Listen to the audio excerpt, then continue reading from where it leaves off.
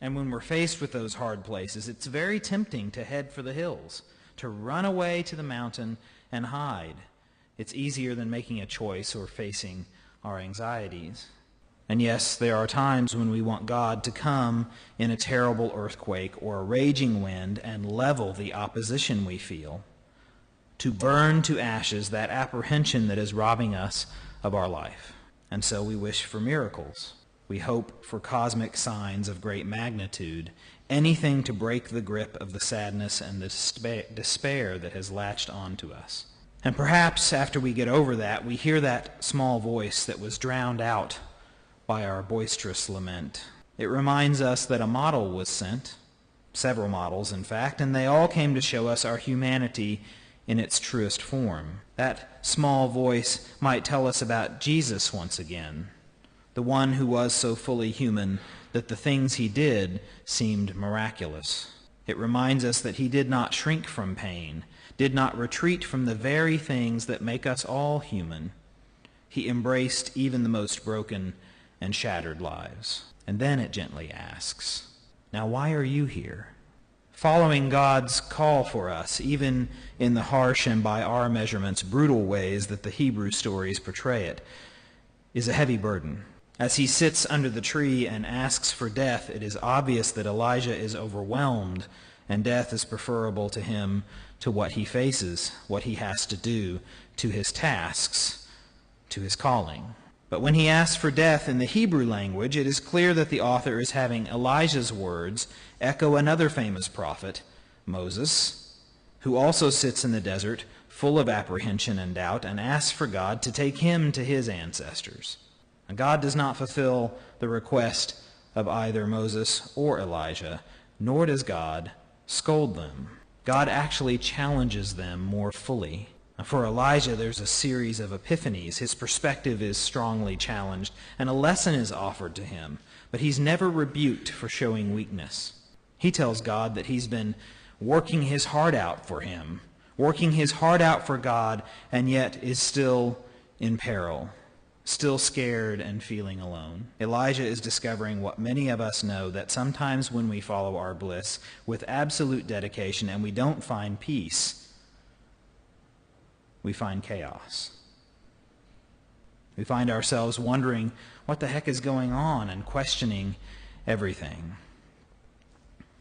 And what that gentle whisper is saying is that even if Elijah gives up on his calling, God is not giving up on him. Elijah, God seems to say, I cannot rescue you from your work with some dramatic display. That's just not how I operate.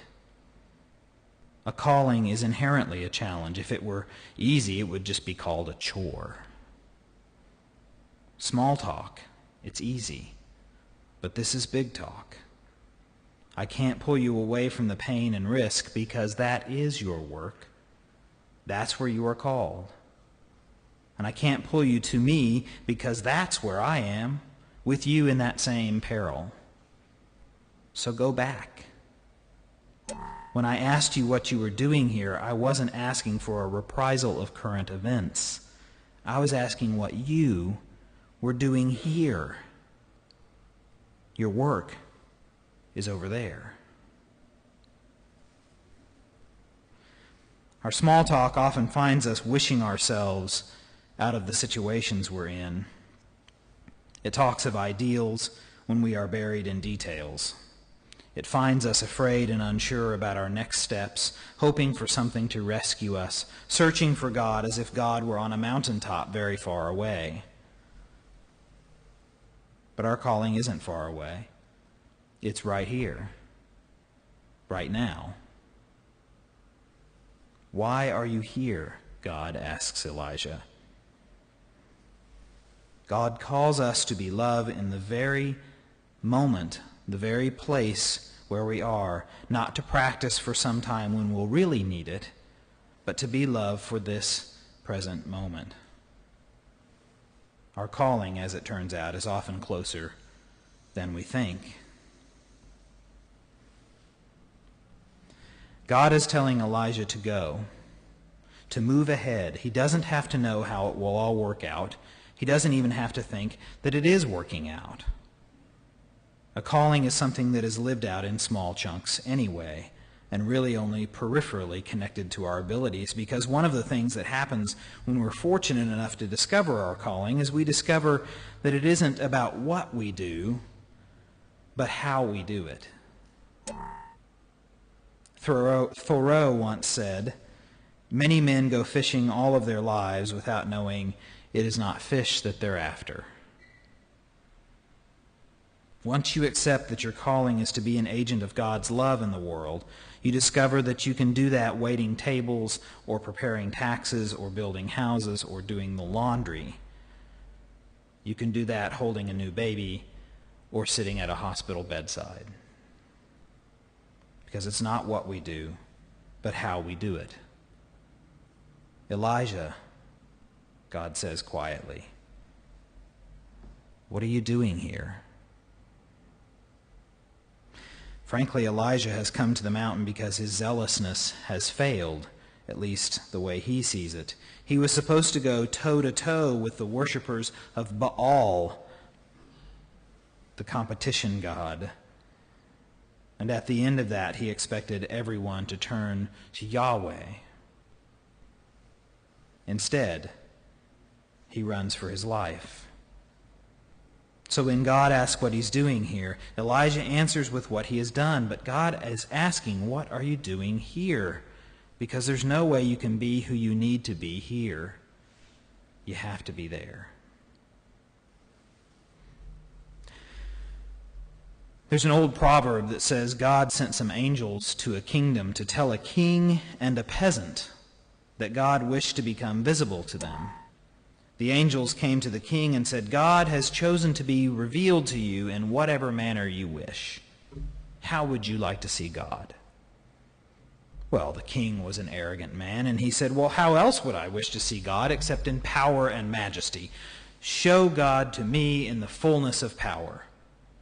God granted the wish and appeared as a brilliant bolt of lightning, instantly pulverizing the king and his entire court. The angels then went to the peasant and asked him how he wished to see God made visible. He was puzzled.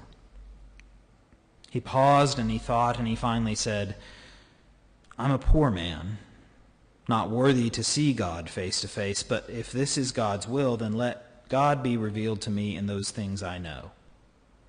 Let me see God in the earth I plow and the water I drink. Let me see God in the faces of my family and friends and neighbors, and, if God thinks it's good, in my own reflection as well." We can be very surprised by where God shows up in our lives and how quiet God's presence can be. Often God is present so quietly that the hum of our own fear and anxiety drowns God's voice out. So busy running small talk through our heads, worrying about what we're doing, we forget to think about how we're doing it. We play out the grand statements of our faith so often that we can forget to actually live them. That still, small voice is there to remind us that every moment is a chance for us to choose kindness over meanness and to recognize in the people that we encounter the face of God. Faith stems from the trust that God is with us in all things, even when we expect a hurricane and only get a whisper. Even a whisper that we don't hear for a long time. Even a whisper that, at least for now, does nothing to change our answer to God's question. But that question lingers in the background, calmly asking us in the midst of our doubt and our fear about how we will get through the next day, much less the next week. And when we're tempted to just quote our small talk back to God, maybe we'll listen for that quiet voice saying, "Tell me,